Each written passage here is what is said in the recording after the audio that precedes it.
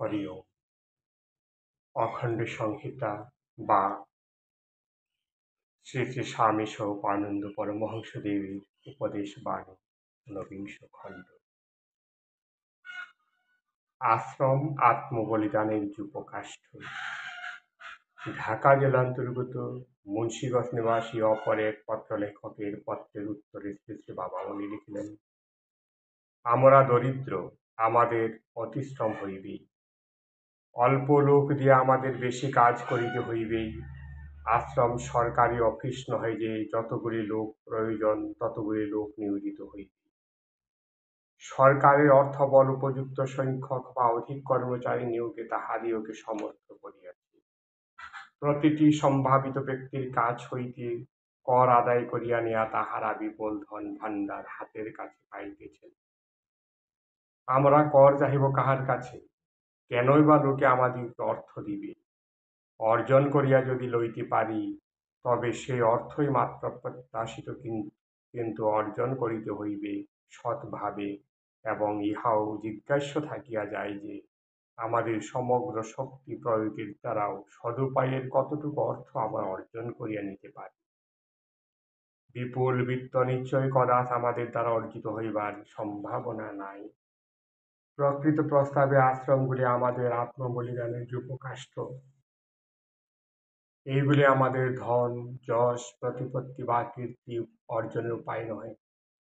চন্দন কাঠের ন্যায় তিলে তিলে নিজেকে পাথরের বুকে ঘষিয়া ঘষিয়া কেবল ক্ষয়িতে করিতেছি। ইহাই আমাদের আশ্রম প্রতিষ্ঠা ও পরিচালনের ইতিহাস। ইহার অতিরিক্ত আর কি জানিতে চাহ? আশ্রমে আসিতে চাহ, মৌজ করিয়া খাইবে, দাইবে, সাধন করিবে, পুঁথি পুস্তক পড়িয়া বিদ্বান হইবে, গ্রন্থাবলী লিখিয়া বিদ্যাবত্তার পরাকাষ্ঠা দেখাইবে, এই জন্য তো আসিও না।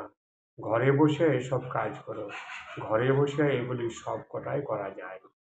এখানে আমি নরবলির কাঠগড়া প্রথিত করিয়া রাখিয়াছি, এখানে বাস করিলে প্রাণবলি দিতে হইবে। সে কাজ বড়ই কঠিন, বড়ই ক্লেশকর। বাস্তব আদর্শবাদ। নদিয়া জেলা অন্তর্গত শান্তিপুর নিবাসী অপর এক পত্র লেখকের পত্রের উত্তরে শ্রী শ্রী বাবামণি লিখিলেন, জয় জয়কার দাও আদর্শবাদের, আন্দোলন, আলোড়ন, আলোচনা, প্রচারণা সব কিছুকে নিচে তলাইয়া যাইতে দাও। নিষ্পাপ, নিষ্কলঙ্ক, নিষ্কলুষ, অনবদ্য, সর্বাঙ্গ সুন্দর ও সর্বতোভদ্র আদর্শবাদকে হইতে দাও সমুন্নত। জীবনকে পতনের পঙ্ককুণ্ড হইতে টানিয়া ঊর্ধ্বে তুলিবার ইহা শ্রেষ্ঠ উপায়। উচ্চ অভিনব জ্যোতির্ময় আদর্শবাদের প্রেরণা প্রত্যেকটি মানুষকে তাহার শৈশব হইতে পরিণত বার্ধক্য পর্যন্ত নিহত করিয়া যাওক সঙ্গদান ও পথ প্রদর্শন। ইহার যদি একটা স্থায়ী উপায় কিছু করিতে পারো, তবে তুমি জগৎবাসীর এক মহত্তম সেবা করিলে বলে আমি গদগদ ভাবে তোমাকে ধন্যবাদ দিব। আদর্শবাদের ভিত্তি যদি হয় সুনির্মল চরিত্র, তাহা হইলে ইহা কেবল কতকগুলি কষ্ট কল্পনারই আশ্রয়ীভূত হইয়া পরাজয় বরণ করে না। ইহা বাস্তবায়িত হইয়া মনুষ্য জীবনের শুষ্ক মরু প্রান্তরকে পরিণত করে চিরশ্যামল শোভাবিমণ্ডিত নন্দন কাননে। কল্পনা স্বর্গ চাহি না, স্বপ্নে স্বর্গও নহে। এই বাস্তব জগতে জাগ্রত অবস্থায় পঞ্চেন্দ্রিয়ের দ্বারা যে স্বর্গকে পূর্ণরূপে আস্বাদন করা যায়, তাহাকে আমরা চাহি। কাল্পনিক মুক্তির মুখরিত প্রশংসায় দিঙ্গমণ্ডল নিনাদিত করিতে চাহি না। মুক্তির সুখাস্বাদেই ধরণীর দগ্ধ লক্ষ কোটি মানুষের রসনা উদর ভরিয়া দিতে চাহি।